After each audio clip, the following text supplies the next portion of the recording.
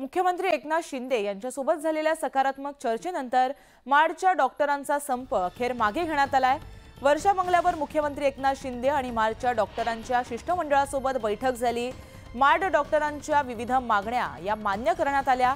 डॉक्टरांच्या सुरक्षेसाठी स्थानिक पोलीस आणि स्थानिक डॉक्टरांमध्ये सुरक्षेसंदर्भात समन्वय साधणार असं देखील ठरलं गेलंय।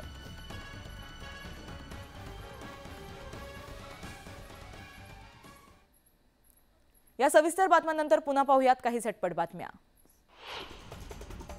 सुरतमध्ये मेट्रोच्या बांधकामादरम्यान क्रेनचा अपघात झालाय। शेजारील इमारतीवर क्रेन कोसळली। सुदैवाने यात कोणतीही जीवितहानी झालेली नाहीये। भारत आणि बांगलादेश सीमालगत मुसळधार पावसानंतर अनेक गावांमध्ये पूर।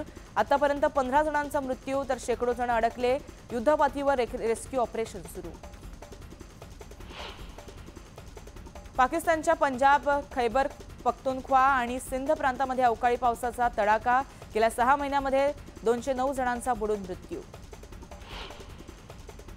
यशराज फिल्मची स्त्रीप्रधान चित्रपटाची फ्रँचायझी असलेल्या मर्दानीचा तिसरा भाग लवकरच येणार आहे। 10 वर्षापूर्वी प्रदर्शित झालेल्या मर्दानी चित्रपटानं आपली छाप सोडली होती। राणी मुखर्जीची भूमिका प्रेक्षकांच्या पसंतीस उतरली होती। काही वर्षापूर्वी या चित्रपटाचा सिक्वेल प्रदर्शित झाला होता। आता या चित्रपटाचा तिसरा भाग येणार आहे।